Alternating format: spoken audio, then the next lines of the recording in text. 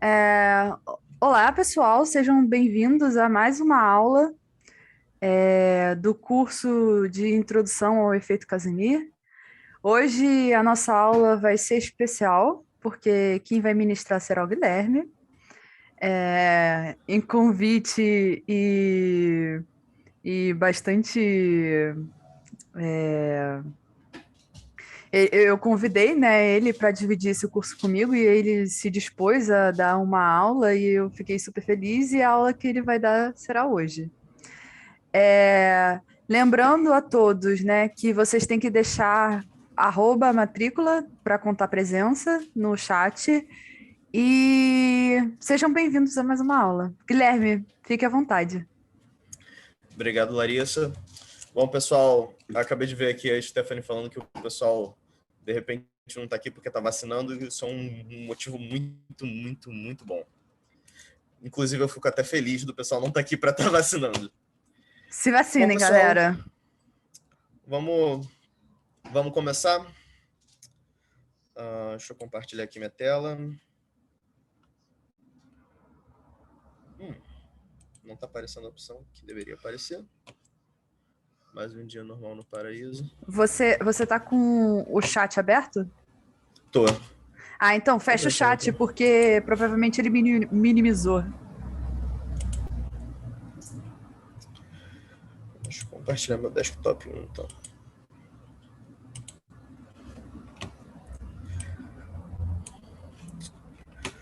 Tá certo. Deixa eu só... Ih, eu não tô vendo o chat. Peraí, deixa eu abrir o chat só para ver as perguntas de vocês, porque se eu não ver, eu vou esquecer e aí já era. Eu posso ficar de mensageira do chat, que tal? Porque você Pô, só seria tem bom, uma seria tela, bom. né? Mas não, tô com duas agora. Mandei o chat Caraca, para um muito lado. brabo. Pô, Isso aí. tô nervoso, tô nervoso. Pessoal, todo mundo consegue ver a minha tela? Conseguem ver os slides? Sim, senhor, senhor. Excelente, muito bom. Bom, pessoal, meu nome é Guilherme, acho que vocês já sabem disso pelos últimos dias, pelas últimas aulas. Eu sou colega da Larissa no programa de pós-graduação de Física e vocês podem entrar comigo em contato por esse e-mail aqui, vai estar lá no site, tá? O site tá, acabei de jogar aqui no chat mais uma vez, certo? E hoje na aula a gente vai continuar um pouco falando de temperatura finita e falar de algumas aplicações. No finzinho, se der tudo certo, eu vou fazer um pouco um merchan de um trabalho que o grupo vem desenvolvendo. Beleza? Qualquer pergunta, fiquem à vontade. Manda para abrir o áudio, falar, mandar no chat, sinal de fumaça, e-mail, o que vocês quiserem. Eu só não quero ninguém sem entender as coisas aqui. Show de bola. Primeiro, uma recapitulação do que a gente vem discutindo aqui. A gente vem discutindo o efeito Casimir como um efeito de flutuação, certo? A existência de flutuações quânticas para o campo eletromagnético implica numa energia do vácuo diferente de zero. Todos os modos do campo eletromagnético no estado de vácuo, no estado de zero fóton, eles ainda têm uma energia. Essa energia, bom, a Patrícia mostrou que essa energia é infinita. Mas essa energia armazenada nessa cavidade formada por duas placas não é infinita. De fato, vão existir efeitos físicos que é uma força atrativa entre as placas. E como a gente discutiu, isso pode ser interpretado como uma diferença de pressão do campo eletromagnético quantizado, essa transferência de momento que o campo eletromagnético carrega. Aliás, esse momento também é flutuante. Isso vai gerar essa diferença de pressão e, consequentemente, essa força que a gente calculou, essa força por unidade de área. Ela é proporcional ao inverso da quarta potência da distância, e aqui a gente vê o selo da mecânica quântica, que é o H cortado, e também o selo do eletromagnetismo, que é o C, e também o selo da relatividade, mas a gente não vai falar sobre isso. No episódio anterior, né, a gente vai seguir maratonando aqui, a Larissa desenvolveu um método sistemático para você conseguir calcular o efeito Casimir, essa força de Casimir na cavidade, conhecendo os coeficientes de reflexão. O outro método era basicamente quantizar os modos na cavidade, então o que envolvia você quantizar o potencial vetor do campo, o potencial vetor na cavidade, aplicar as condições de contorno, e aí descobrir as frequências na cavidade, somar tudo, depois tirar a diferença das condições de contornos com a placa e sem as placas, dava um trabalho. E tinha uma dependência muito forte do fato das condições de contorno e do fato dessas placas serem perfeitamente condutoras. A gente pode fazer melhor do que isso. Sempre que a gente faz ciência, no final das contas, a gente tem um grande resultado, mas lá no fundo tem uma vozinha no interior falando que a gente pode fazer melhor do que isso. E esse método de espalhamento é justamente isso. A gente pode considerar agora materiais que eles são materiais reais, não necessariamente condutores perfeitos. E essa informação está embutida nos coeficientes de reflexão do material. Beleza? Mas aqui até agora são considerados planos, ok? A gente vai melhorar isso lá para frente. Essa aqui é a minha cavidade, as placas com uma distância Lzão. E ainda no episódio anterior, a Larissa fez uma extensão analítica, né, chamada rotação de Wick. O que a gente fazia era... vocês estão vendo meu mouse? Só para fazer um Sim, check. Sim, dá para ver sim. Beleza. Sim. Exatamente, nossa heroína fez uma rotação de Wick. E essa integral, que antes era no eixo das frequências, a gente trata ela agora como uma integração no eixo dos imaginários, com frequências imaginárias. A gente pode se perguntar, poxa, o que a gente ganha com frequência imaginária? Tipo, frequência imaginária nem existe. E eu te digo, o primeiro ganho que a gente tem é que agora nenhuma quantidade eletromagnética ela é um número complexo. Coeficientes de reflexão eles podem tranquilamente ser complexos, mas aqui não, porque um jeito fácil de ver isso é, bom, a minha transformada de Fourier, nossa, saiu bem bonitinho isso aqui. A minha transformada de Fourier, de qualquer quantidade física de ômega, ela é elevado a I ômega. Não, isso aqui é botar no tempo, por exemplo. I ômega t. Só que se a minha frequência ela é complexa, isso aqui vira uma transformada de Laplace. Isso é necessariamente um número real, se f de t for real, como são as minhas quantidades físicas no domínio temporal. Beleza? Então, aqui todos os meus coeficientes de reflexão são números reais. Isso de certa forma, é um ganho. Mas eu acho que o ganho de usar frequências imaginárias, ele fica mais claro quando a gente leva em conta a temperatura, os efeitos de temperatura, que foi aqui que a Larissa parou na última aula. Essa cotangente hiperbólica pode ser entendida como a ocupação de fótons térmicos, certo? E a gente está levando em conta essa ocupação junto com as minhas ressonâncias na cavidade. Beleza? Até aqui alguma pergunta? Todo mundo lembra? Tranquilo, bom. Tranquilo. Beleza. Essa parte da ocupação eu tinha deixado um pouco confuso, né? Talvez fosse interessante voltar. Não sei, o que você acha? Claro. Que é aquele 1/2 mais o N. Ele se torna... Eu não sei se vocês já viram essa fórmula aqui. Essa aqui é a energia térmica contida na... Tá faltando 1/2. Isso. É aqui, né, o meio. Isso. Né? Essa aqui é a energia térmica contida. A energia do campo eletromagnético, né, a energia dos modos, de um modo só, na verdade, ela é dada por isso aqui, que é meio mais N, e N é o número de fótons. O número de fótons que ocupam esse modo, certo? Só que esse N, quando a gente leva em conta efeitos térmicos, a gente diz que essa cavidade está acoplada a um reservatório térmico a uma dada temperatura, ou seja, em equilíbrio térmico, o número isso sempre pode flutuar. E aí são flutuações estatísticas. E esse N aqui, ele passa a ser dado pela ocupação de fótons de um modo né, de um nível de energia, passa a ser dada pela distribuição de Bose-Einstein. Acredito que alguns de vocês já devem ter visto isso na graduação, no curso de Física e Estatística, que é, agora que vocês vão me pegar, porque eu nunca sei se aqui é mais ou menos. É exponencial de H cortado. Beta H cortado ômega, né? Isso. E aí, menos 1. Menos 1. Eu nunca sei se é menos ou é mais. Menos. Obrigado, Lucas. Mais é para Fermi-Dirac, né? E, claro, aqui teria que ter o potencial químico, mas fóton não interage com fóton em baixas energias, então a gente não tem que considerar esse potencial químico. O potencial químico também tem uma ideia de custo, né, para gerar o fóton. O custo para gerar o fóton é a própria energia do fóton. Então, é meio que é disso por isso que a gente usa que o potencial químico seja 0. Exatamente. Para você introduzir partículas interagentes no sistema, você tem que pagar o custo que é a interação, que é o potencial químico. Beleza? Até aqui alguma pergunta? Todo mundo lembra bem?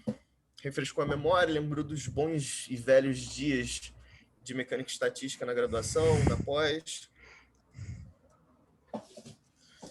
Só que aqui, quando a gente leva em conta a temperatura, agora essa rotação de Wick ela faz muito sentido, porque quando a gente faz essa rotação de Wick, essa cotangente aqui no plano complexo, ela tem vários polos no eixo imaginário. E aí a gente aplica o meu teorema favorito da matemática, que é o teorema dos resíduos. Acho que vocês já devem ter visto isso no curso de métodos de vocês, de física matemática, acho que é o nome na USP, né? E aí você ganha uma soma sobre essas integrais, sobre essas integrais em torno dos polos. A gente não pode passar pelos polos, mas a gente contorna eles.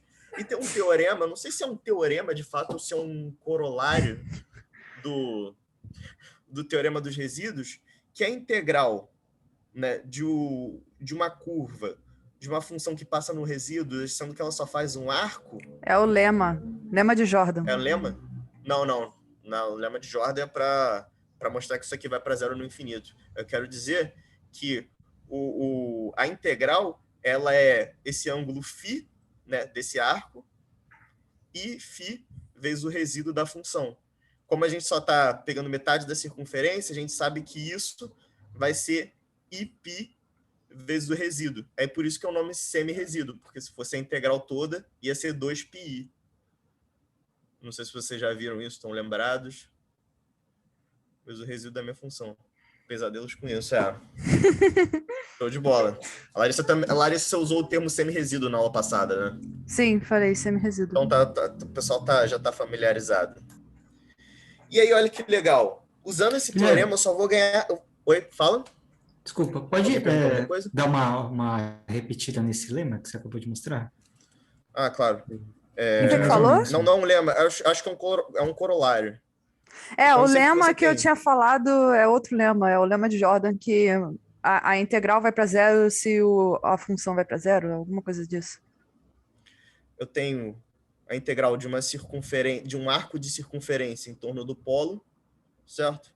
Eu sei que essa integral, né, chamada essa curva de gama, que é o arco é só essa parte de cima, é isso? Isso, é só essa curva aqui. Tá. Essa curva em torno do polo do meu f de z, eu vou chamar esse polo de z0, dz. Eu não vou escrever o dz não, porque só tem z aqui, então vocês já vão imaginar que é dz. Eu tenho preguiça de escrever diferencial de integral. Não, mentira, eu vou escrever assim.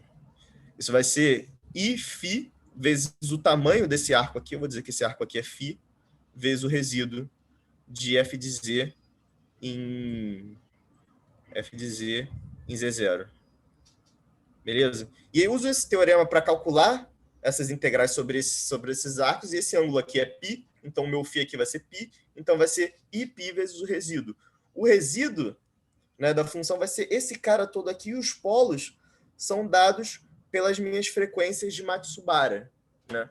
Essas frequências aqui são frequências térmicas, e essas frequências são justamente esses polos aqui. Então eu transformo essa integral em uma soma. Beleza?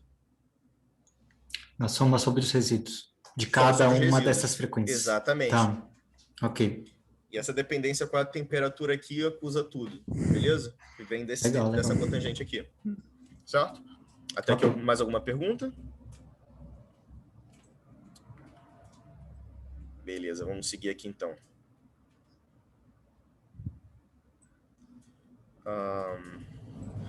Agora, isso aqui me permite calcular a qualquer que seja a temperatura e qualquer que seja a separação, a força de Casimir entre duas placas, certo? E melhor ainda, qualquer que seja o material, porque aqui a informação do material está codificada nos meus coeficientes de reflexão. Então, eu já tenho algo extremamente geral aqui, contando que sejam duas placas planos paralelas. Beleza? E aí a gente ainda consegue melhorar essa fórmula. Não é bem uma soma de rima, não. É uma soma explícita, uma série. Certo? É uma série como qualquer outra. Soma de rima a gente vai ver um pouquinho mais para frente como ela aparece.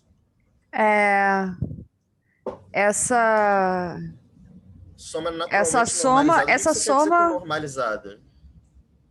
Eu acho que ele está pensando no não dar infinito. Ah, sim, ela é finita, ela é infinita. Ela converge. Isso inclusive é uma coisa que a gente esqueceu de comentar, que é um resultado bastante surpreendente desse método, que a gente não precisa introduzir regularização em nenhum momento. O que, bom, regularização parece roubado, assim, às vezes, mas aqui não tem, que é muito bom. E a gente vai calcular exatamente as coisas com ela já. A regularização é natural, né? Tipo, você não precisa escolher uma função para regularizar. Todas as funções que aparecem para a sua força de Casimir já são naturalmente finitas, né, com esse método. A ideia de que quando você tomou só a contribuição de espalhamento simultâneo entre as duas placas, esses infinitos eles já não estão aparecendo aqui, justamente porque você só está olhando para essa contribuição. Certo? Se eu não me engano, a Larissa fez isso na aula 2. Uhum. Beleza. E a gente pode generar essa fórmula aqui só para uma dimensão, né? As nossas placas, elas são pontos. Né? Em uma dimensão as coisas não são muito emocionantes. Então a gente pode ir para 3 dimensões. Lembrando que para 3 dimensões, a gente quantizou os modos só em Z. Os modos paralelos às placas, né, que eles são indicados por esse D2K, eles são contínuos. Então, a gente tem que integrar sobre eles também. A gente tem que somar sobre todos os modos. E ainda, lembra, para um modo, eu tenho 2 polarizações, certo? O campo elétrico ele pode oscilar em uma direção ou outra, contanto que eu tenha um vetor de onda bem definido. Então, agora eu tenho essa fórmula que ela envolve a minha soma sobre as frequências de Matsubara, que eu já tinha, a integral sobre os vetores de onda paralelos à placa, e ainda a soma sobre polarização. Essa soma aqui sobre polarização ela é bobinha, mas é só para condensar a minha notação. É só soma sobre TE e TM. Lembra?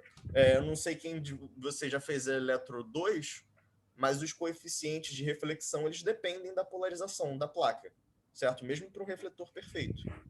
Não, para um refletor perfeito? Não, sim, depende. Porque um é 1, o outro é -1. Então... não, para um refletor perfeito, inclusive, acontece aquelas coisas que a gente discutiu na primeira aula, de você não poder ter um modo, você não tem um modo para TE. O modo N igual a 0 a gente só tem para TM. É verdade. Inclusive está banido. Tem um banimento aí. E essa é a nossa fórmula. Deixa eu só ver como é que eu tô de tempo. Que eu começo a falar e esqueço das coisas. Beleza. Não seria mais fácil transformar essas somas em uma integral definida, indefinida, ou uma função de convergência? O que você quer dizer com função de convergência? E qual seria o propósito de transformar essas somas em integrais? É porque é isso, todo método... Já vou te dar... A gente vai discutir um pouco alguns casos de temperatura que vai aparecer uma soma, vai aparecer uma integral, vai aparecer uns limites. Mas o ponto sempre, tipo assim, fazer essas perguntas tem que vir com uma motivação, né? Então, tipo assim, a gente pode transformar essa soma essa soma nas frequências de Matsubara em alguma outra coisa, numa integral, por exemplo? A gente pode, mas por que a gente faria isso? Entendeu? A gente até faz isso, o Guilherme vai mostrar, mas a gente faz para um caso específico, entendeu? Eu já vou Então, te dar uma razão do porquê que às vezes é melhor a gente manter numa soma. Beleza? Mas o fato dela ser uma soma, ela é necessária justamente para eu evitar essas singularidades aqui.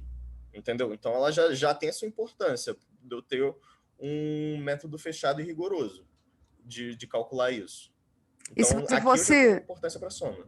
e se você fosse calcular a integral nas frequências reais, teria aquela cotangente chata.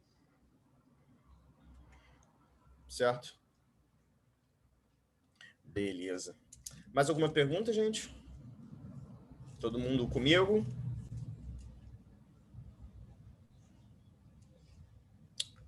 Beleza. Pergunta. Se eu quiser jogar... eu tenho essa fórmula para frequência, para qualquer temperatura. E se eu quiser voltar para minha temperatura zero a partir dessa fórmula, eu consigo? Quando eu olhei essa fórmula pela primeira vez, eu falei assim, pô, dá ruim, né? Porque tem essa temperatura aqui, se eu tomar o limite para zero, eu ganho zero. Ledo engano meu. Aqui, repara, as frequências de Matsubara elas estão embutidas nos meus coeficientes de reflexão. E ainda nessa exponencial aqui. Então, jogar o t para zero é um limite totalmente não trivial.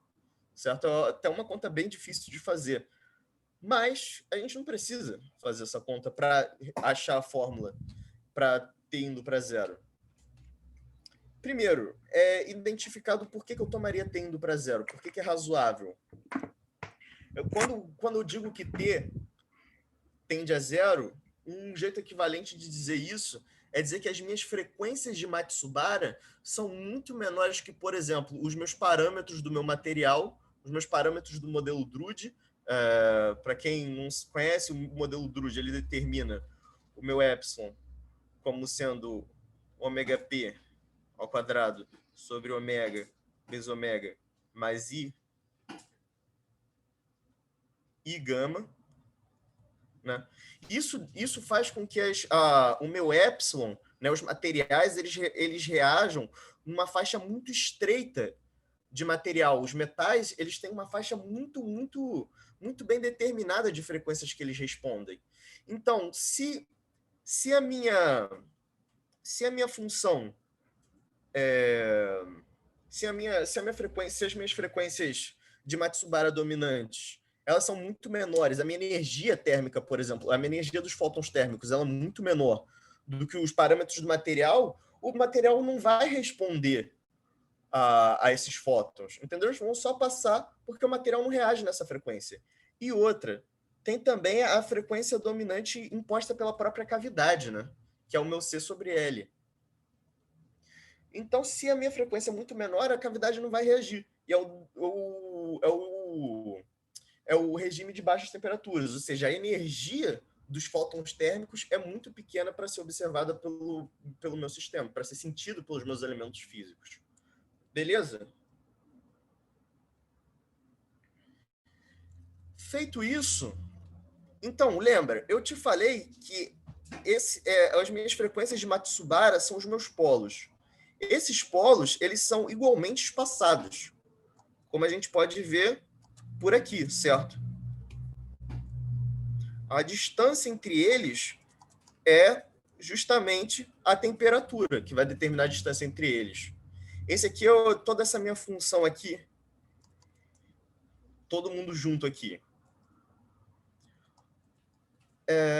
Aí pensa comigo, se a temperatura vai diminuindo, esse passo vai diminuindo também. se a temperatura vai diminuindo também, aquela minha cotangente, ela vai indo para 1. E aí vai diminuindo, diminuindo, diminuindo, e aí eu vou chegar numa coisa tipo soma de Riemann. Não sei quem foi que perguntou sobre o soma de Riemann. A minha soma de Riemann aparece aqui, eu vou chegando numa coisa cada vez mais método do trapézio, nessa soma. Certo? E aí, a minha soma, né, ela vai se transformando numa integral. Ela transformando numa integral recupera a fórmula original. Eu coloquei outro slide disso? Não coloquei outro slide disso. Shame on me. A integral que a Larissa mostrou na aula passada para frequências imaginárias. Beleza? Esse é o chamado limite de temperatura zero, ou de baixas temperaturas.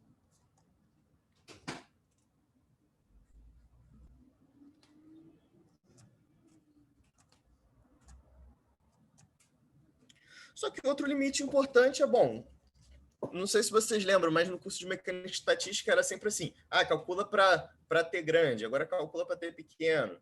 É sempre essa dualidade. Agora, outro limite interessante, muito importante, é o limite de altas temperaturas. Né? Vários experimentos de Casimir, eles são feitos em temperatura ambiente. Então, os fótons térmicos, eles passam a ter o seu papel. Eles têm uma energia que ela pode não ser desprezível. Ainda mais se a gente lida com dielétricos, que têm os seus parâmetros, as frequências implicam em baixas energias, né? Porque eu estou falando em unidade de H cortado, e aí a energia dos fótons térmicos ela pode passar a ser relevante. Então, repara, essa aqui é a minha função. Se o meu T começa a ficar muito grande, essa minha função aqui, ela está relacionada... deixa eu voltar aqui um pouquinho. Essa minha função aqui, ela está relacionada com exponenciais. Ela escala exponencialmente com a temperatura. Bom, ela escala com as frequências mais subárias que são lineares com a temperatura, então tudo ok. A dependência é muito forte com a temperatura. Então, se a temperatura é muito grande, ela vai cair muito rápido aqui. E aí a minha frequência dominante é justamente a frequência zero, é o caso estático. E aí a minha temperatura, a minha energia de Casimir passa a ser medida a frequência zero. Entendeu? É justamente porque a energia dos fótons térmicos é tão grande que a energia dos meus fótons quânticos ela passa a ser praticamente irrelevante, eles vão ser estáticos. Vão ser essencialmente estáticos. Beleza? Vão ter dependência e frequência. Note que isso não faz com que a energia de Casimir passe a não existir.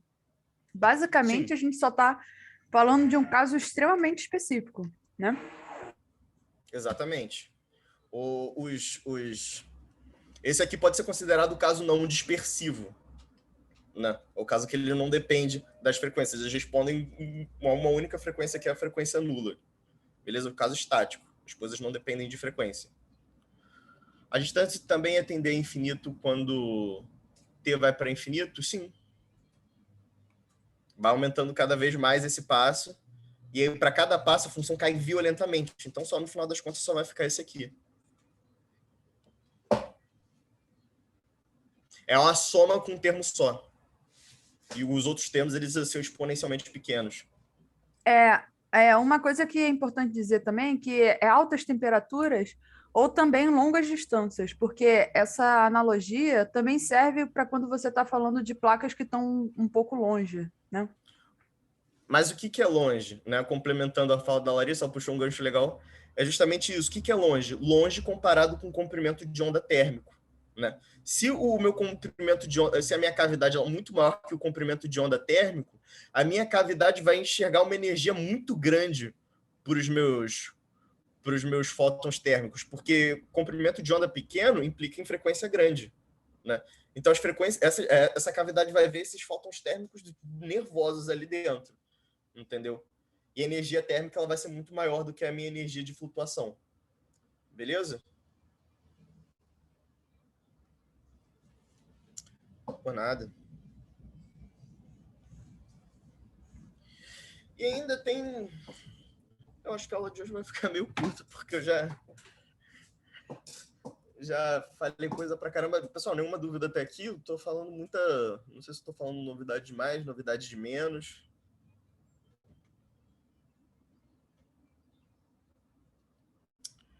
Bom, beleza. Excelente, excelente. Se alguém não estiver acompanhando, tipo, fica à vontade para perguntar, beleza? Mandar no chat. E aí eu te falei o limite de temperatura zero, te falei o limite de altas temperaturas. E se eu quiser correções térmicas, né? E isso aí que é a beleza do método dessas somas de Matsubara. Isso me permite fazer uma expansão sistemática perturbativa da temperatura, né? E tem inclusive um artigo bem legal, assim, acho que a gente vai, não sei se a Larissa já colocou no site, esse Botei artigo lá como do Mera. Show. Esse artigo ele faz efeito Casimir só usando estatística de Bose-Einstein. Então você que só está com a mecânica estatística ali, você pode usar esse artigo aqui para já fazer correções térmicas. Ele não fala nada de frequências de Matsubara, ele só faz estatística de fótons numa cavidade. Então esse artigo aqui é bem legal, ele é bem didático. Se vocês quiserem ler, eu recomendo fortemente. Esse artigo aqui, ele não é exatamente didático, mas ele é primorosamente escrito. Então, se você acompanhar lá, ler com cuidado, persistir também, porque ele não é dos mais fáceis de ler, mas ele é bem divertido. E esse artigo aqui, ele não está perfeitamente correto. Esse aqui, ele calcula exatamente o efeito Casimir, todas as correções de temperatura finita para dois condutores perfeitos. Certo? E aí, fazendo isso, você pode expandir. Você pode fazer expansões em temperatura para achar qual é a primeira correção de temperatura para o efeito. E aí a gente vê, esse aqui, a gente tem essa expansão aqui. Lógico, eu vou ter termos de ordem mais alta em T sobre TC. Né? Só que a primeira correção já é de T a quarta. Repara, esse TC é uma escala de temperatura definida pela própria cavidade. E o que eu quero, e no final das contas, essa escala de temperatura está relacionada com a escala de energia. Eu quero dizer esse TC, qual é a temperatura mínima que eu preciso ter para começar a observar os efeitos térmicos de forma relevante. Beleza? Se vocês notarem, aquele comprimento de onda da cavidade, né, era exatamente trocar esse L por T. E a gente estava sempre comparando o L da cavidade com o comprimento de onda térmico. Isso. E aqui você tem essa temperatura definida única e exclusivamente pelo tamanho da cavidade. Certo? Definindo... Isso, no final das contas, é só isso aqui, ó.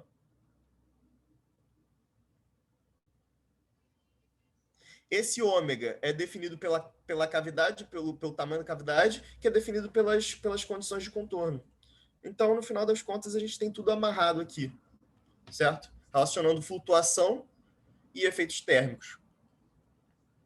Tudo bem até aqui?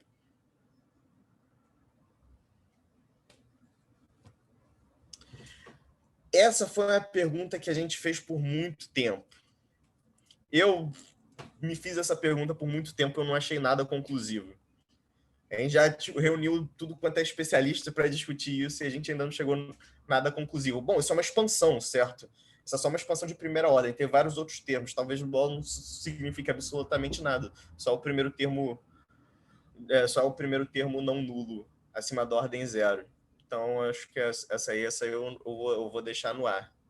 Tem outras características importantes, né, dessa forma, porque você está definindo um TC e isso é muito característico de mecânica estatística, né? Em mecânica estatística, a gente gosta de estudar fenômenos críticos. E aí, escrever dessa forma aqui, a gente está escrevendo uma forma de um fenômeno crítico, né? Sim. Assim, não tem nenhum fenômeno crítico acontecendo, né? Só uma analogia no final das contas. É uma analogia, né? Enfim. Assim, eu particularmente amo essa fórmula, assim. Até por essa semelhança com o Stefan Boltzmann. Assim, Stefan Boltzmann está relacionado com uma equação de um gás de fótons, né? E aqui eu vou ter um gás de fótons na cavidade. Coincidência? Não sei. Isso realmente eu não vou saber te dizer. Vou ficar na teoria isso de daí conspiração. é a primeira correção. Eu não diria que tem nada a ver, não, porque o Stefan Boltzmann é exato, não é? Sim. Isso daqui é uma correção. Se você pegar lá o seu gás de fótons, a sua distribuição de Bose-Einstein, integrar sobre todos os momentos que você acha lá. Na verdade, você não precisa nem de fato integrar, porque a integração ela pode se tornar uma integração numa variável adimensional. A dependência com t a quarta você retira tornando essa integral adimensional, sabia? Não, sim. Inclusive, quem tiver curiosidade sobre isso, o Planck, né, ele tem uma dedução sem usar nada de mecânica quântica, né? Isso que é bacana. Essa lei de Stefan Boltzmann já era sabida muito antes de mecânica quântica. O problema era explicar e descobrir qual era a constante. Essa constante, só sai com mecânica estatística quântica mesmo. Mas, se você não souber, dá para fazer só com termodinâmica. Isso que é bonito. Sim. Se alguém tiver curiosidade disso, fica à vontade para me perguntar depois. Posso passar alguma coisa nesse sentido. Mais algum comentário aqui, Larissa? Não. Alguma pergunta, pessoal?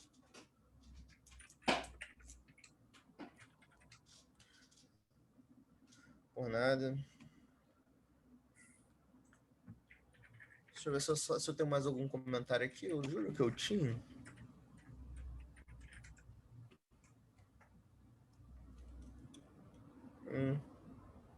Talvez eu não tenha. E agora, a gente só está falando de placa paralela, placas planas paralelas, e não precisa ser só isso, sabe? A gente está pronto para dar um passo em direção a uma nova direção. Vocês entenderam, eu acho. Um passo numa nova direção, pronto. Era mais fácil do que eu pensei. E, por exemplo, a gente pode usar essa fórmula para calcular a interação entre duas esferas, né? Se eu disser que a distância entre essas duas bordas da esfera for muito menor do que os raios, eu consigo fazer essa aproximação chamada aproximação de Deriagin, né? Deriagin era um russo que trabalhou com Lifshitz no grupo do Landau. Ele tem vários trabalhos interessantes, inclusive trabalhos experimentais nessa direção do efeito Casimir.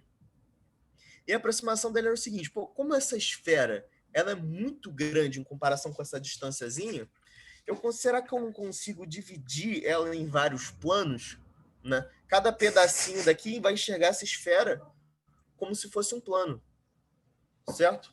Então, o que eu vou fazer é fazer interação de plano-plano e somar tudo, né? Essa é uma conta que pode parecer muito difícil de fazer, mas não é. Eu posso até deixar como exercício para vocês fazerem. Aqui já vou deixar uma cola do que vocês têm que usar para fazer. Inclusive, eu acho que eu vou botar no site a indicação daquele livro que a gente usou de referência. Sim, porque esse livro é sensacional. Esse livro é muito bom. É um grande manual de como você faz efeito Casimir em várias geometrias, assim. Sim. Tem um outro livro que eu vou botar, eu vou escrever isso para eu não esquecer até.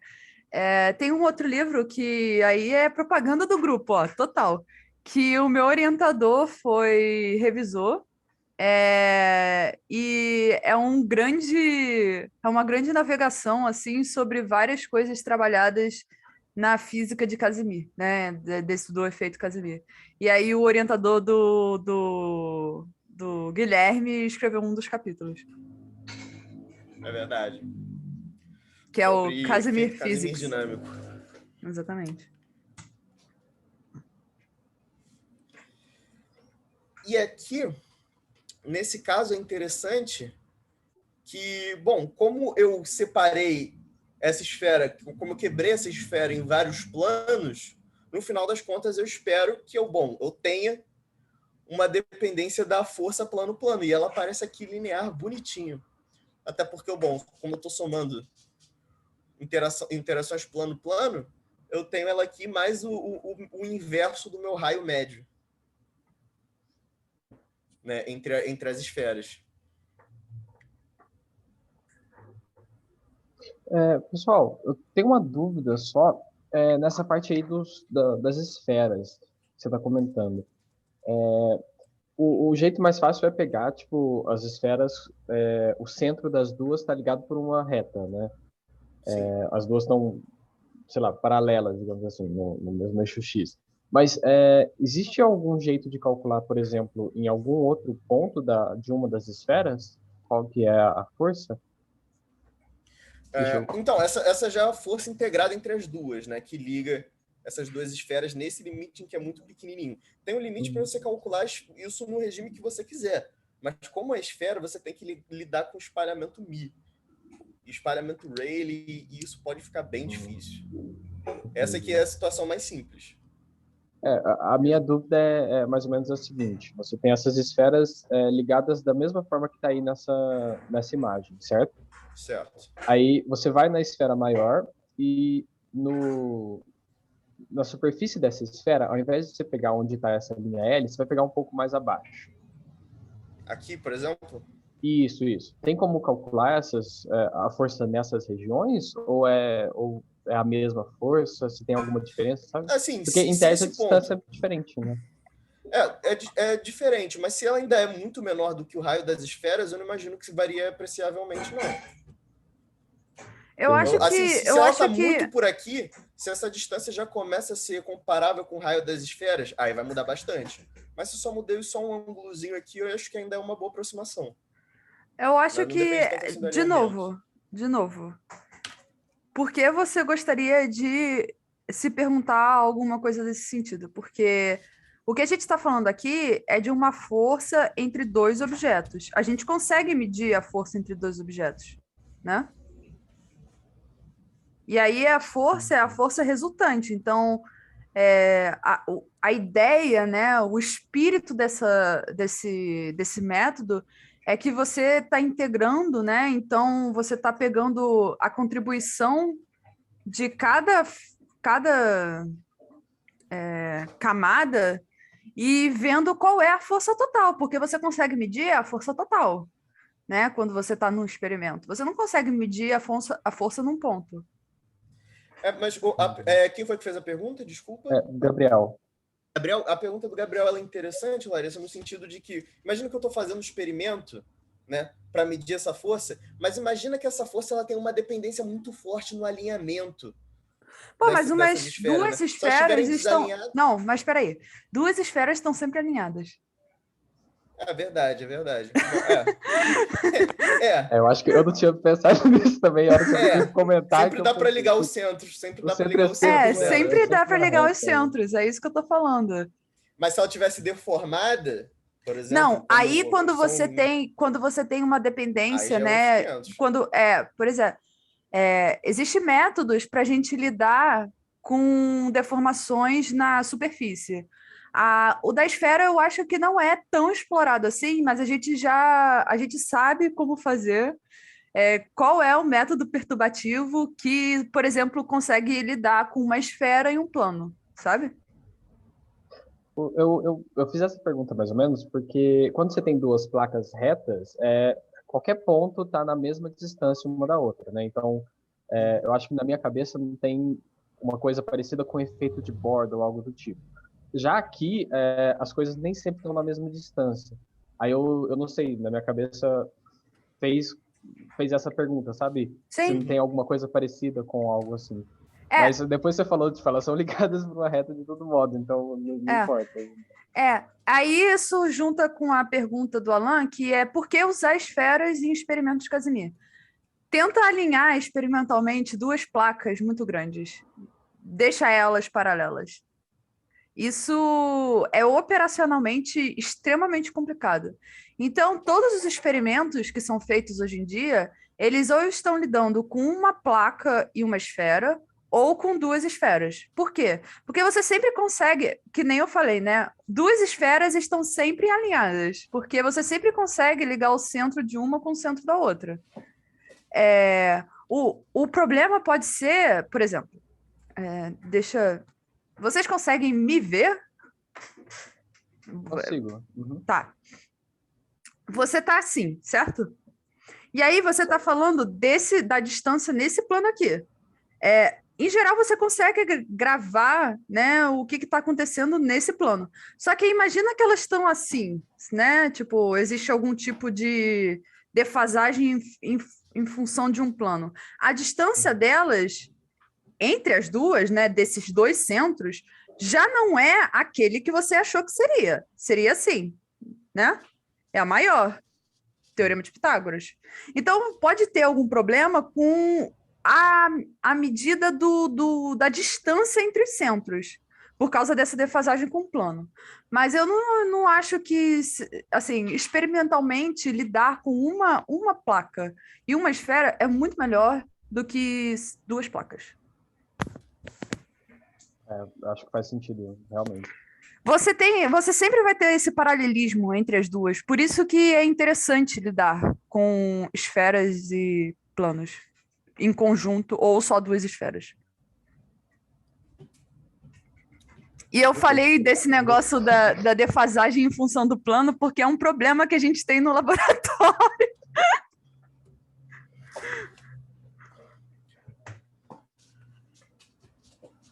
Pô, se fosse fácil assim...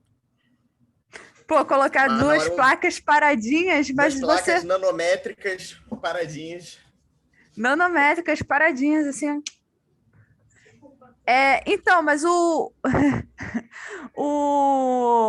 paralelismo é um grande problema, né, dessas medidas. Mas não somente. A estabilidade, né, enfim. Imagina você segurar duas placas que estão se atraindo, sabe? Tipo... E tem outras questões. A gente está falando de energias e forças numa escala muito pequena, muito pequena. A força de Casimir é da ordem de nanonewton, sei lá. Alguma coisa assim. Às vezes até fica piconewton. Isso, piconewton, é isso. Na ordem no laboratório, a gente lida com força de Casimir da ordem de piconewton, né? Então, e você está lidando com objetos muito pequenos. Além da força de Casimir, existem outros tipos de interações para serem lidadas, sabe? Quando você está muito pequeno, por exemplo, o movimento browniano é uma coisa que bagunça bastante as suas medidas.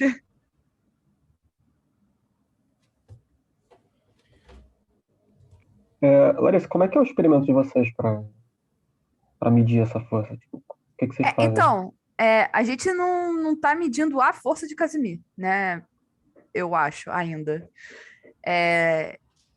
Mas, por exemplo, o último projeto que teve um experimento que saiu numa revista legal e tal, era uma discussão sobre o que o Guilherme estava falando de você considerar a frequência zero de Matsubara.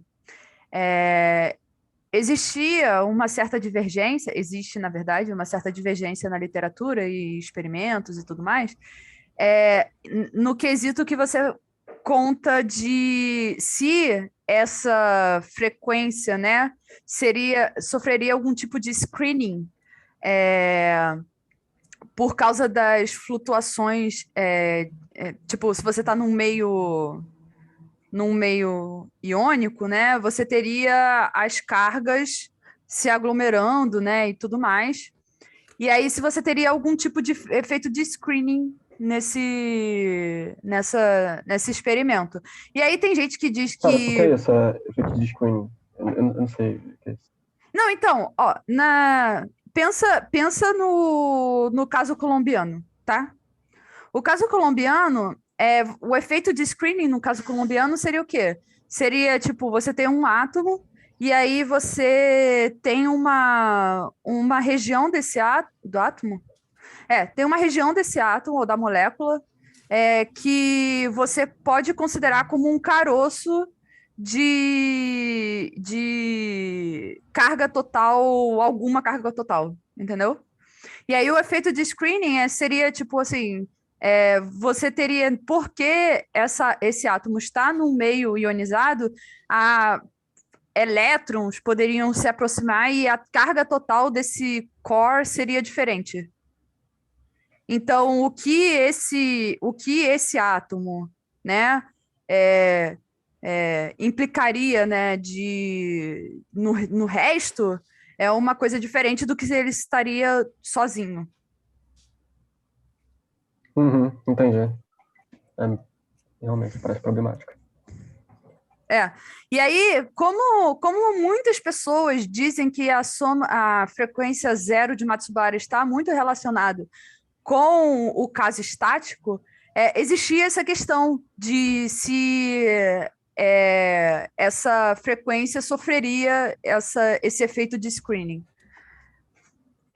Eu posso botar o artigo que saiu, eu confesso que eu ainda não li todo, né? Eu conheço o trabalho, mas é muito interessante enfim, aí o experimento basicamente é o quê? Você tem uma pinça ótica,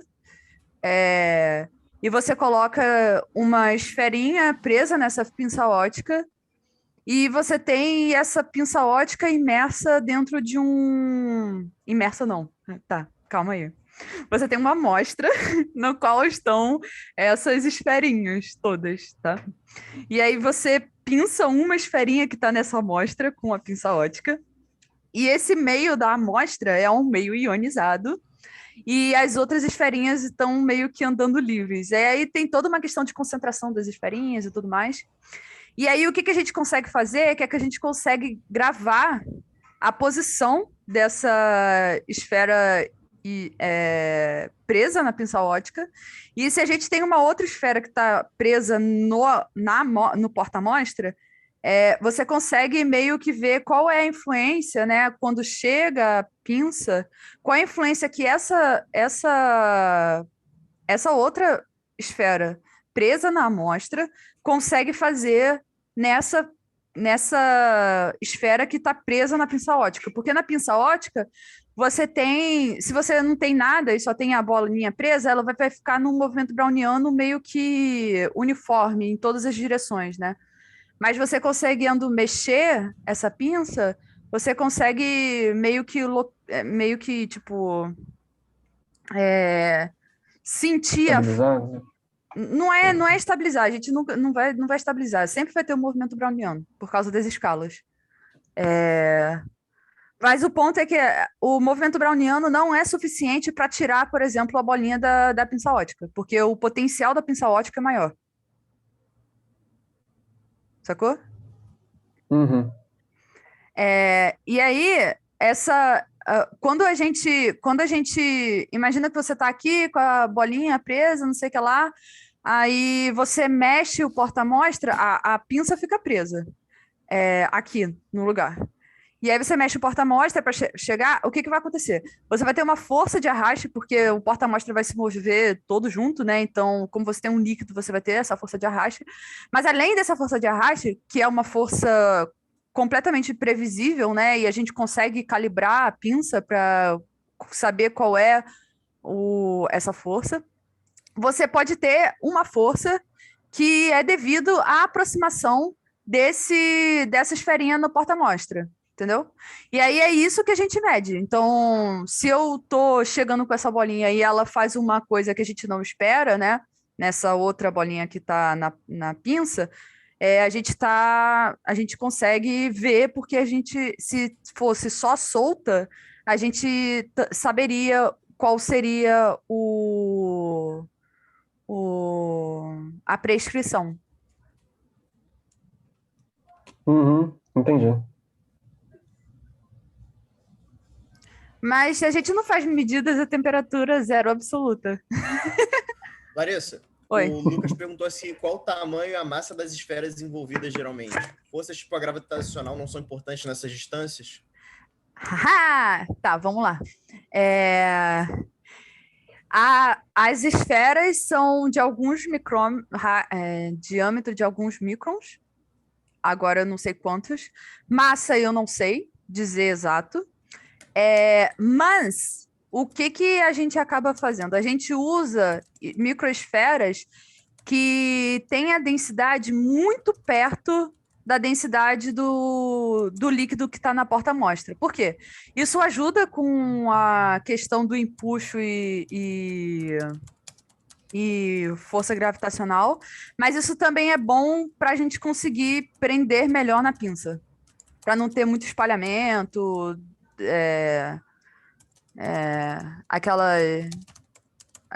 qual é o nome? Para não ter pressão de radiação para tirar ela da pinça, basicamente. Também.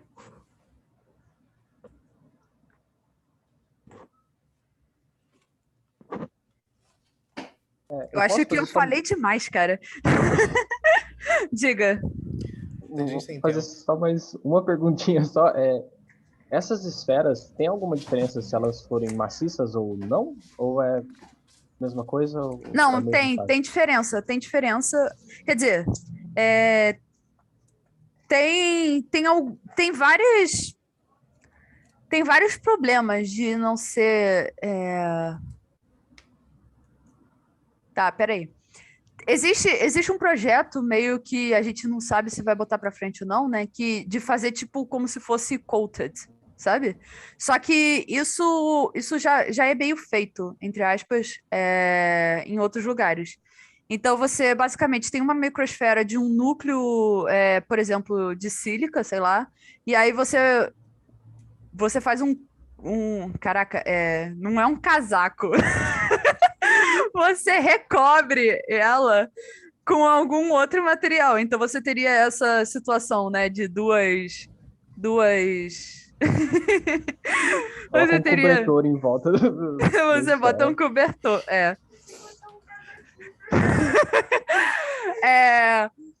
Só que, enfim, tipo, eu não sei se isso... Como é que é isso na galera de pinças óticas, tá? Eu não sei se isso funciona. Não sei quais são as condições. Eu sei que os experimentos, por exemplo, que são feitos com outros tipos de aparatos, eles fazem exatamente esse negócio de você fazer esse recobrimento, porque, por exemplo, materiais que são muito bons condutores, né, são... Agora eu tô com medo de falar uma besteira, mas um material... Eu vou... Apaguem o que eu acabei de falar e entendam, ouçam só agora. Um material que é muito usado nos experimentos é o ouro. Imagina fazer várias bolinhas maciças de ouro. Então, o que eles acabam fazendo eles fazem esse recobrimento de ouro nas pequenas peças dos aparatos, porque aí sai mais barato. Entendi. Mas será que dava para fazer pelo menos uma previsão teórica do que vai acontecer? Tipo, pegar essa aproximação de Deriagin e ver se muda alguma coisa? Ou é melhor fazer experimentalmente e aí produzir o modelo, sabe? Então, eu não sei te dizer. Sinceramente, não sei te dizer. Eu sei que existem alguns problemas, né? De tipo assim, você tem que ter muito cuidado com o material que você escolhe, e com o aparato que você está fazendo experimento, né? Porque, por exemplo, nas pinças óticas existe um problema de você absorver energia, né? Então, tipo assim, imagina que você está colocando um feixe num material metálico, num material, não somente metálico, mas tipo um material absorvedor de energia, né? Que absorve bem. Você acaba dando energia térmica para essa microesfera, e ela pode sair da pinça não porque, né, tipo, foi chutada para fora por causa da força de Casimir, mas porque ela tá com muita energia cinética, sabe? Não, perfeito, então. Obrigado, gente. Valeu. Beleza, aliás, por que vocês usam essas esferinhas de ouro e não de outro material? A gente não usa de ouro no laboratório porque nunca conseguiria aprender. A gente usa de sílica no LPO. sílica e um outro material que eu sempre esqueço o nome, então vou ficar te devendo. Mas a escolha do material é porque você consegue prender ele com mais facilidade na pinça ótica? Só isso? A escolha do material tem a ver com o índice de refração do material. E também do peso, da densidade, etc. É um match um pouco chato de fazer. Saquei. Ok, obrigado. Nada. Mais alguma pergunta, gente? Perguntaram, aço não seria bom? Não? Por quê? Não sei. Assim, nas pinças óticas não faz muito sentido usar, eu acho. Nenhum metal em pinça ótica, na verdade. Pois é, existem algumas discussões de fazer armadilha de pinça com materiais metálicos. Só que no caso do LPO, eu acho que não se consegue fazer. Se eu não me engano, existem experimentos que conseguem prender materiais metálicos, mas eles são experimentos de pinça ótica no vácuo. Não é em meio, tipo, aquoso que nem a gente faz. Mas eu não tenho certeza também. Eu posso dar uma conferida. Com metal é bem mais difícil. Eu tava... aqueles experimentos que eu discuti no mestrado, eles argumentam que com metal é muito mais difícil. Não, metal é extremamente mais difícil, porque ele absorve bastante também. Certo. Bom, vamos seguir, pessoal.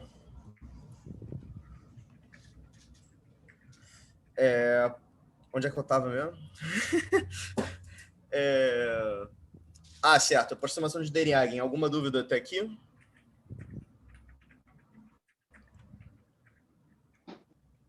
Beleza. A aproximação de Deriagen, ela é boa quando eu tenho justamente essa proximidade entre os materiais para que eu possa dividir o material entre vários planos. Aproximação de Deriagen. Para que eu possa dividir o material entre vários planos, certo? Só que, assim, isso é meio fajuto, né? Porque, assim, isso exige que eu esteja muito próximo. E aí, eu vou fazer um experimento que eu não necessariamente vou conseguir esse regime de proximidade. Ué. Somos adultos. Não, vamos lá. Essa aproximação é extremamente boa. Mas não vale sempre. Principalmente porque a gente está falando de uma interação, a interação de Casimir, né, ou Casimir-Polder, ou qualquer regime, são aproximações são energias que caem extremamente rápido, de R a 7, R a sexta, né? Então, tem que estar bem pertinho, poxa. Mas não necessariamente vai estar sempre bem pertinho. A gente pode melhorar. É o que eu tô falando. Sempre dá para melhorar.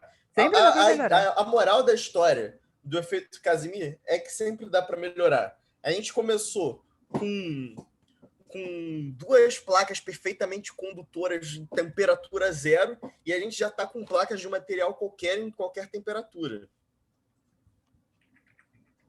Então, assim, e agora o próximo passo é justamente agora o patrão tá maluco. Agora é qualquer objeto. Eu não quero mais saber só de plano.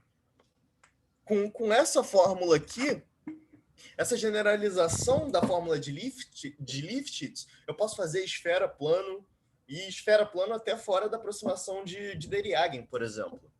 A ideia é que agora eu não tenho mais um coeficiente de espalhamento que é uma função bem definida.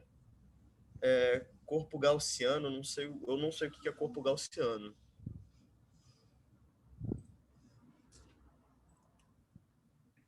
Eu acho que é a mesma coisa que uma superfície gaussiana, daquelas integrais de...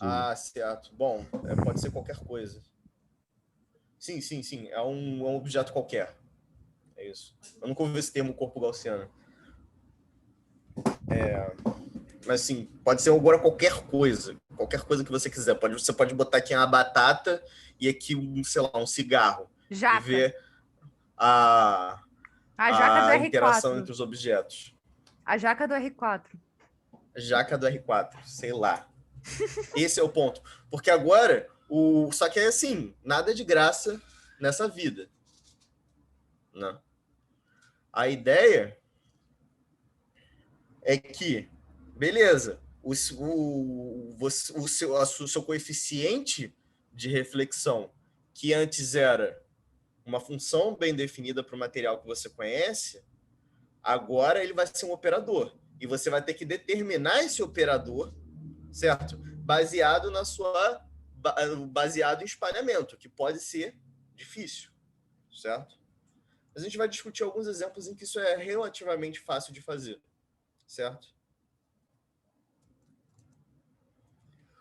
E lembra, isso aqui é um traço. Traço ele é tomado como uma base. Essa base geralmente vai ser a base de ondas planas, beleza? Base de ondas planas são justamente os estados, os autoestados do Hamiltoniano do campo eletromagnético quantizado, certo? Só que a gente vai usar um contínuo de bases, certo? A gente vai usar, são bases que tem um vetor de onda K e uma dada polarização P. Beleza? Todo mundo aqui já ouviu falar disso, não sei se todo mundo está acostumado com... Quem já fez quântica 1 vai estar acostumado com isso, que eu, por exemplo, eu tenho um estado de momento, por exemplo. Né? Só que aqui é mais geral, porque eu tenho o meu vetor de onda e a polarização. Beleza? Nenhuma novidade aqui? Beleza, show. E aí o meu traço justamente vai ser a soma dos elementos... Ah, ótimo. Vai ser a soma dos meus elementos diagonais de matriz dele, ou seja, o produto interno com os meus vetores da minha base, com os meus estados de ondas planas. Beleza? E aí uma aplicação que eu gosto muito, né, é a interação entre átomo e superfície. Um átomo, próximo à superfície, ele vai sentir uma força ali. E um jeito de pensar nisso, por exemplo, é o método das imagens. Tem alguns trabalhos que fazem isso, calculam a interação entre átomo e superfície via método das imagens. Só que aqui eu vou usar uma abordagem de espalhamento, né? Mas aí, beleza. Bom, o átomo, ele é neutro, até onde eu sei. E a superfície, bom, tá parada. No caso do efeito Casimir, a força entre objetos neutros parece mais clara, porque, bom, aqui eu tenho condições de contorno que estão absorvendo, que estão refletindo, estão recebendo o momento dessas ondas. E aqui, como é que fica essa condição de contorno para um átomo só? Né? Como é que fica esse espalhamento? E um átomo neutro? E aí a ideia é que o átomo, beleza, um átomo é neutro, mas ele é polarizável. Né? Eu tenho um dipolo induzido no átomo, né? Você pode considerar a superfície contínua. Não, então, eu vou falar disso já. Você é um pouco ansioso, hein, cara? Tá toda hora atrás do spoiler. Mas não, a superfície ela é contínua, beleza? A ideia é que assim, respondendo você perfeitamente assim, com toda modéstia à parte, mas assim, se eu tiver o átomo muito perto da superfície, de modo que eu tenha overlap entre as funções de onda do átomo e dos átomos da superfície, aí eu tenho um outro problema físico. Eu tenho que usar a teoria de muitos corpos, é um outro problema. Só que aqui eu considero o átomo longe o suficiente, de modo que a função de onda do meu átomo ela é concentrada num ponto do espaço, e as minhas funções de onda dos átomos da superfície elas estão confinadas muito longe numa outra região do espaço. A probabilidade de eu encontrar um átomo na região próxima, um átomo da superfície na região próxima ao meu átomo aqui, é 0, essencialmente. Beleza?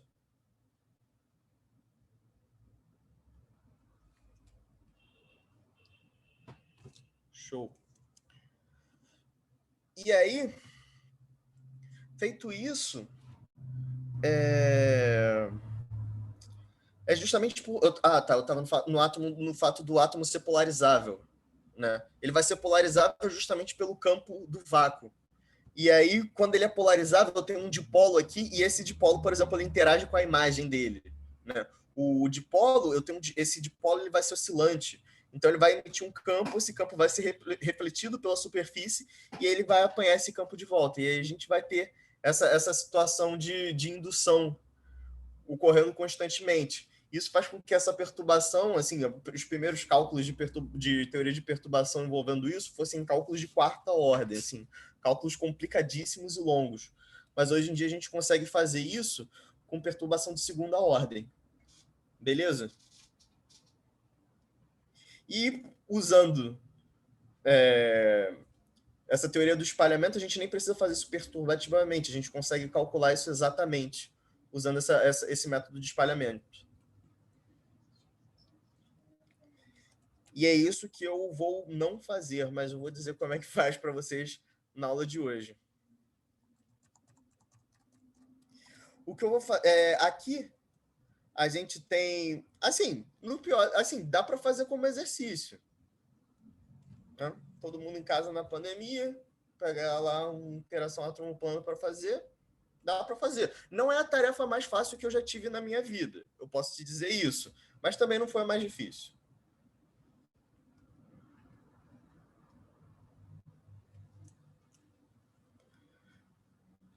Então, acredita. O que a gente vai fazer é, bom, os meus operadores de reflexão relacionados são o meu operador de reflexão do átomo, ou seja, o operador de reflexão nada mais é do que o campo espalhado pelo átomo, e o operador de reflexão da superfície. Bom, o operador de reflexão da superfície, na minha base de ondas planas, ele tem que ser o quê? São os coeficientes de Fresnel, é a chamada reflexão especular, certo? Então, esse cara aqui a gente já conhece na minha base de ondas planas, beleza? Eu já conheço esses operadores de matriz da minha reflexão da superfície. Calinha, pelinha. Esse cara, ele vai ser proporcional, no final das contas, ao meu coeficiente de Fresnel da minha polarização P. Certo? E aqui, evidentemente, eu vou ter uma delta de Kronig de P', entendeu? Para garantir que ela vai ser refletida com a mesma polarização. Beleza? Ou estou sendo muito técnico aqui, tá muito estranho, um pouco contra-intuitivo. Alguma pergunta? Beleza. Guilherme. Sim? Você pode rapidamente repetir essa última parte? Aí eu fui atacar para um gafanhoto aqui, eu perdi um pouco a concentração. Cara, eu falo tanto que eu acabei de esquecer o que eu falei. Você lembra o que eu falei por último, Larissa? Não. Tá, na reflexão especular. Certo, lembrei.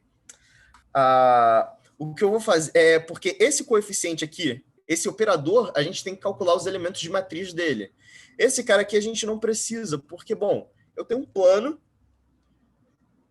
que, bom, a reflexão por um plano a gente conhece, é a reflexão especular.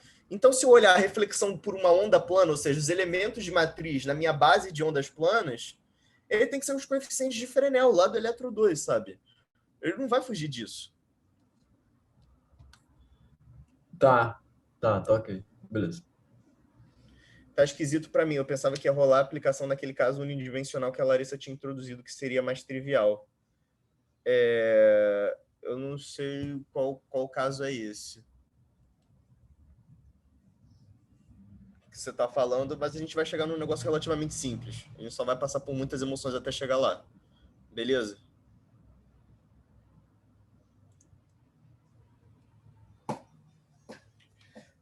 Muitas emoções não, só algumas aproximações, só que a gente vai tentar, na medida do possível, justificar bem todas essas aproximações, beleza? E é o seguinte, esse aqui é o meu campo espalhado pelo átomo, beleza? Aqui a gente está até usando essa notação maravilhosa de setinha ao contrário para indicar que é um campo outgoing, beleza? E a gente consegue calcular os elementos de matriz para o átomo, calcular o espalhamento do átomo. Isso aqui envolve basicamente você calcular, assim, tá muito esquisito nessa notação aqui,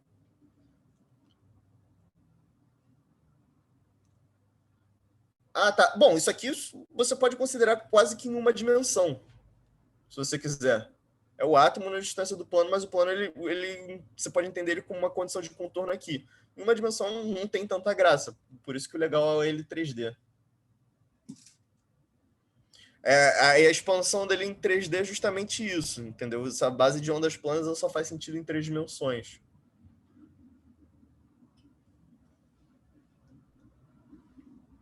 Beleza?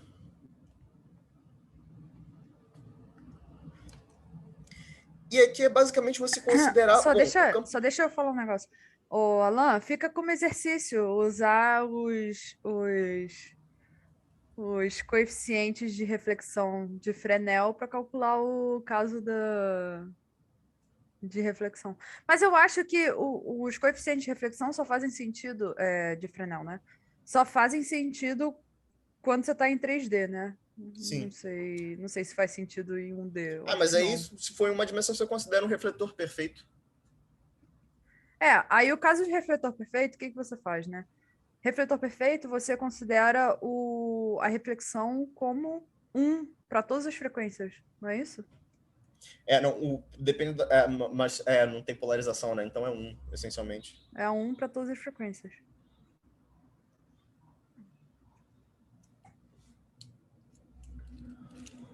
Beleza.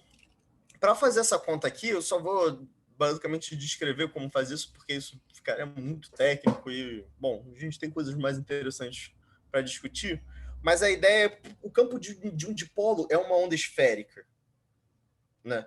Então a ideia é expandir essa onda esférica do campo do dipolo. E detalhe, todo mundo já ouviu falar desse alfa aqui? A polarizabilidade do átomo? Polarizabilidade do átomo, ela é a medida desse dipolo induzido, né? Qual é o meu dipolo induzido quando eu aplico um campo sobre um objeto polarizável? O quanto você pode... imagina assim, você induzir um dipolo faz com que... o que você precisa para induzir um dipolo, né? Você precisa de um campo sendo incidindo num átomo, e aí ele vai gerar o dipolo. Só que tem átomos que eles podem gerar dipolos mais fortes e átomos que podem gerar dipolos mais fracos. O que isso vai depender? Vai depender da distribuição de cargas que está esse dipolo, certo? Então, se você tem um núcleo muito pesado e muito carregado positivamente, e aí você só tem um elétron livre lá, você vai ter um dipolo mais fraquinho, né? Tipo, o que você vai conseguir induzir é um dipolo com um elétron lá, né? No topo. E aí, para cada átomo que você pode induzir um dipolo, você vai ter essa medida de polarizabilidade. Mas você pode pensar ainda nisso aqui classicamente mesmo, ainda nem pensando em átomo. E você pode entender isso como uma função resposta do objeto ao campo, né? Se você pegar um dielétrico e jogar um campo nele, você vai ter um acúmulo de carga negativa aqui e um acúmulo de carga positiva aqui, por exemplo. Porque botar um dielétrico é com certeza muito mais simples do que pensar no átomo. Não sei, né? Classicamente. Eu não gosto de átomo que não seja estritamente quântico. Eu peguei esse nervo. Mas é outro jeito de pensar, perfeitamente válido. Você induzir polarizações nos materiais também é um efeito desse, né? Enfim, que é o que o Guilherme está falando. É um efeito dispersivo, né? Isso aqui está relacionado com o quanto o campo conseguiu impor um dipolo no átomo, certo? Se eu tiver um átomo que se o meu átomo ele não for polarizável, eu não vou ter campo nenhum, não vai ter graça nenhuma, entendeu? Colocar o átomo próximo da superfície. Mas como ele é polarizável, aí sim a gente vai ter uma interação, certo? E, por exemplo, esse campo desse dipolo vai ser dependente dessa polarizabilidade, tá certo? Isso só é justificável porque eu estou usando a chamada aproximação de dipolo, né? Eu vou dizer que esse átomo, na verdade, ele é muito pequenininho de modo que os comprimentos de onda são muito maiores do que a largura característica da minha função de onda. Tá certo? Essencialmente, né, como ele é muito menor do que o campo que está sendo aplicado, né, da largura desse campo comprimento de onda, ele vai ser essencialmente um dipolo pontual. Se os comprimentos de onda fossem muito grandes, bom, esse átomo a gente não ia tomar só o momento de dipolo, né? A gente ia ter que tomar momentos de multipolo maiores, né? Quadrupolo, octupolo. Quem já estudou isso em eletro vai saber do que eu estou falando. Tá certo? Mas a gente tem que considerar mais coisa. Isso é só uma aproximação simples que facilita muito a nossa vida e vale em várias e várias e várias situações. E quando eu considero o espalhamento por um dipolo, esse aqui vira o meu operador de reflexão na minha base de... Esses aqui são os elementos diagonais, né, do meu operador de reflexão.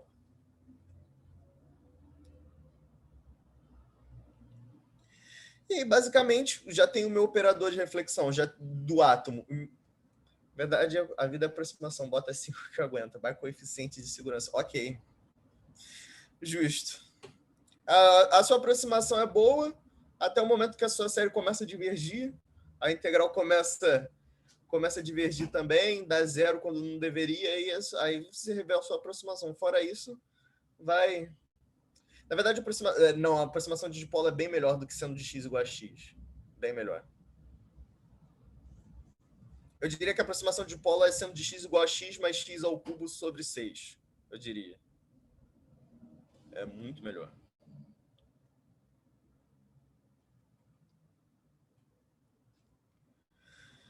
E aí, a gente reunindo, a gente tem essa expressão exata para a interação átomo-superfície. E detalhe, essa superfície aqui, eu não falei que ela tem que ser um refletor perfeito, não. Ela tem seus coeficientes de Fresnel, ela pode ter dissipação. Essa é a fórmula geral. Só que, para a gente ter um resultado hoje, a gente pode simplificar bastante isso se a gente considerar que esse material aqui é um refletor perfeito e aqui a gente consegue um resultado bem consagrado da literatura, né? Que foi um dos resultados que deu bastante crédito para as interações dispersivas. Porque se eu considerar que o átomo também está muito distante da superfície, eu consigo essa expressão aqui que é bastante simples, né? Uma dependência com a distância para a energia de Casimir, né? E agora, por que o átomo, alguma sutileza, dessa aproximação da distância ser muito grande? A distância ela tem que ser muito grande, né, de modo que eu tenha C sobre Z muito menor que a frequência de emissão do átomo.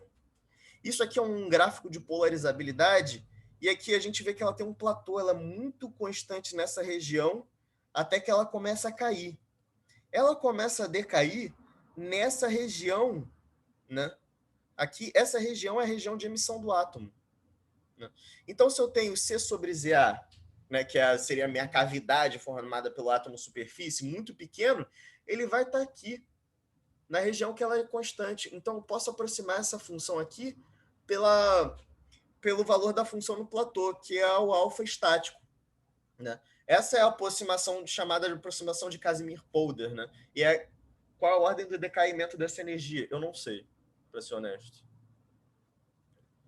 Mas passando... assim, eu sei a ordem da frequência de transição dos átomos, né? Eu não sei, a ordem temporal eu não sei, não. Para ser sincero, eu posso pesquisar e te mandar por e-mail, mensagem, mas eu não sei. Ordem de decaimento dessa energia que... Como assim? Assim, a energia de emissão do átomo, né? Você quer dizer?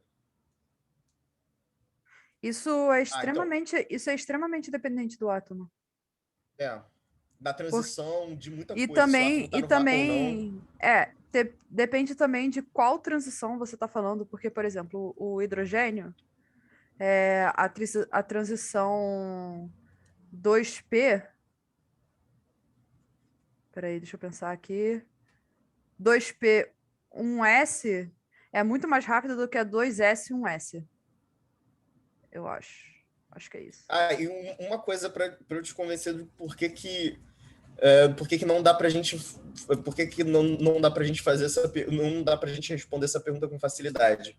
O átomo próximo à superfície, eu só estou falando dos graus de liberdade externos do átomo, mas ele está próximo à superfície, vai alterar os níveis de energia dele, né, que são os graus de liberdade interno. Então isso já vai alterar as transições. Então o buraco é mais embaixo, beleza? Beleza. E essa aqui é a minha aproximação estática, né? É a aproximação que a gente chama que o retardamento do campo ele é a contribuição dominante. Beleza? E é por isso que a gente diz que essa aqui é a aproximação estática. Aí, e interessante que essa energia aqui, ela pode ser relevante experimentalmente. Por mais que ela seja muito pequena, ela pode ser relevante experimentalmente. E aqui eu vou apresentar para vocês um experimento que é o seguinte. Esse grupo no Arizona, eles utilizaram interferometria atômica, que, na minha humilde opinião, é o futuro da metrologia. Porque átomos, eles são ondas. A gente vê isso na física 4. Então, como qualquer onda, ele pode interferir. Um átomo pode interferir. E a ideia foi que eles fizeram difração atômica. Né? Átomos são tão sensíveis, né, esses interferômetros atômicos, que qualquer perturbação que você introduzir, ele já introduz uma fase respondendo a isso. E aqui eles passaram um feixe atômico de átomos frios por uma rede de difração, né, na superfície assim, com várias fendas. Essas fendas tinham uma distância da ordem de 50 nanômetros e os átomos passavam próximos à superfície. E aí eles sofriam uma interação desse tipo, átomo-superfície que a gente veio discutindo. E aqui é legal que eles conseguiram observar uma fase relativa, colocando, por exemplo, em um dos braços do interferômetro, colocava essa rede de difração e no outro. E aqui a gente observa essa fase relativa, justamente devido à interação do átomo-superfície, né? Indicando que, bom, esse é um efeito que ele pode ser medido, né? Tem sua relevância. E na aula que vem, amanhã, Larissa, que vai ter experimento, a discussão sobre experimentos. Eu pretendo trazer algumas discussões sobre experimentos amanhã. Legal. E a gente vai ter... Esse aqui é um efeito dispersivo, né? Validando essa abordagem de Casimir. Existem vários outros, vários, inclusive é uma área bem quente. Inclusive, assim, queria acabar fazendo um merchan de um artigo que ele tá no forno, assim, já tá adorando, já tá começando a sentir o cheiro, assim, de pelo menos ser submetido, de um trabalho que a gente fez para medir não a força de Casimir estática, né? Medir não, para ver os efeitos não da força Casimir estática, mas da força Casimir dinâmico, né? Sempre que eu tenho um objeto neutro, sempre não, mas um objeto neutro no vácuo, ele pode emitir radiação, né? Contrário à nossa intuição de que tem que ter carga para ter, ele pode justamente emitir radiação. Essa emissão é conhecida como efeito Casimir dinâmico, quando ele tem esse movimento não uniforme. Exatamente. Eu não sei se esse é o que é de surpresa ou se você não entendeu. Tá. E aí, só que é muito difícil de ser medido, sabe? É muito, muito, muito difícil. Então, a ideia desse projeto é utilizar um objeto em rotação, passando próximo a esse objeto passam átomos em movimento, e é observar essa fase, né? Se a partir dessa fase a gente consegue acessar a rotação desse objeto que está ligado à emissão de radiação. E a resposta é sim. E a gente está esperando aguardar aí. A gente está terminando de preparar esse trabalho para submeter. E quem tiver interesse, eu posso mandar assim que ele estiver submetido. Beleza? Mas esse ainda é um trabalho em progresso. Terminar com esse mexendo no trabalho do grupo. Tem algum efeito de superradiância? Até agora, não.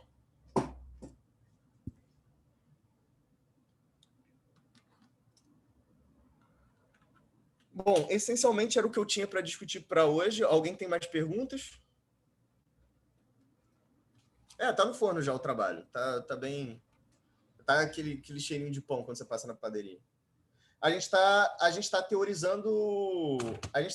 Isso é um modelo na prática, né? A gente está fazendo todas as contas desse modelo para ver se algum grupo anima de fazer. Se consegue e tal. Se algum grupo, que não a gente.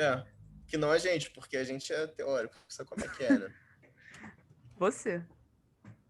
Eu sou teórico. Pô, já passei mal num laboratório, cara. Eu entrei num laboratório... Assim, é pro bem do laboratório não entrar, cara, porque eu já queimei um multímetro no laboratório, eu fiquei tão triste. Pô, o multímetro é de menos, cara. Fiquei muito triste. É a segurança não deixar eu entrar no laboratório. Não, eu entrei e comecei a espirrar, cara. Eu comecei a espirrar, porque eu não... Acho que é alergia ao laboratório, cara. Tipo, nada contra o laboratório, mas não dá, eu não consigo. Então, Lucas, essa sua pergunta é interessante. Efeito Unruh, efeito Casimir dinâmico, fricção quântica, não sei se você já ouviu falar. Todos esses efeitos, eles são efeitos da não invariância do vácuo sobre alguns tipos de transformação. O vácuo ele é invariante de Lorentz. Né? O campo do vácuo ele é uma variante de Lorentz, mas ele é invariante só de Lorentz. Né? Então, se você fizer uma transformação mais geral, você espera ter efeitos físicos a partir disso. Esse é todo o ponto do efeito Unruh, o efeito Casimir dinâmico, outro exemplo. Entendeu? Se você tiver um efeito rotacional, você vai ter também um efeito físico vindo disso. Tudo você tem essa não invariância de Lorentz por essas transformações referenciais.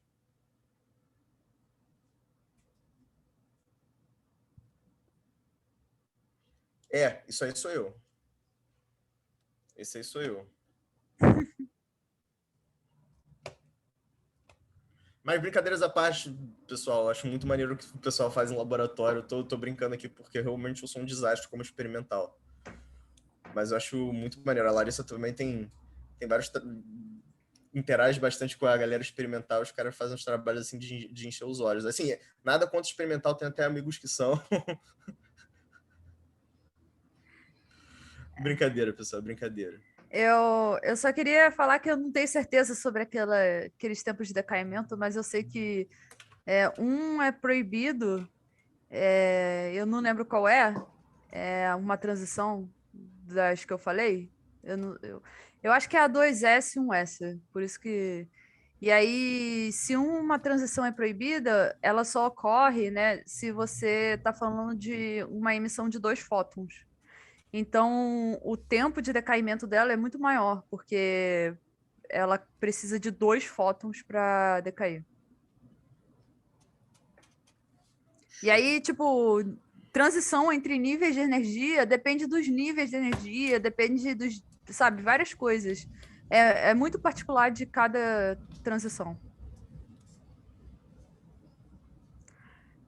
O efeito Purcell é um dos efeitos que a gente estuda no nosso grupo. Não eu e o Guilherme, mas tem doutorandos trabalhando com isso. Que é exatamente como a alteração, né, de condições de contorno fazem com que a gente tenha uma mudança na taxa de emissão espontânea. E aí, lá no grupo, a gente estuda... novamente, esse doutorando. A gente, enquanto grupo, né? Enfim, a gente estuda como colocar não só condições de contorno, mas, enfim, tem, sei lá, colocar campo magnético e aí você altera a propriedade do seu material, por exemplo, se for o grafeno, e como essa alteração altera a taxa de emissão espontânea, mas de 2 fótons em vez de 1, entendeu?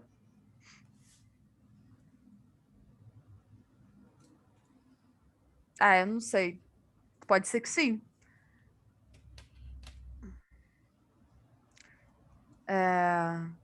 Perguntas, pessoal? Desculpa, Larissa. Não, é só a pergunta que o Sidney fez. Eu não sei, porque para mim é meio estranho botar um tempo de emissão infinito, porque isso seria equivalente a fazer com que esse nível de energia se comportasse como o ground state, né, que é o estado fundamental. Mas pode ser que tenham feito, e talvez aí que esteja a grande questão do trabalho que você está falando. Eu não conheço. Sim. Nada.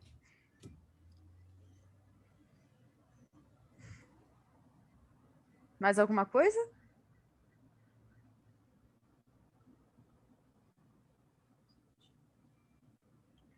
Acho que não. Então a gente vai terminar a aula por aqui. Pode encerrar aqui a gravação, né?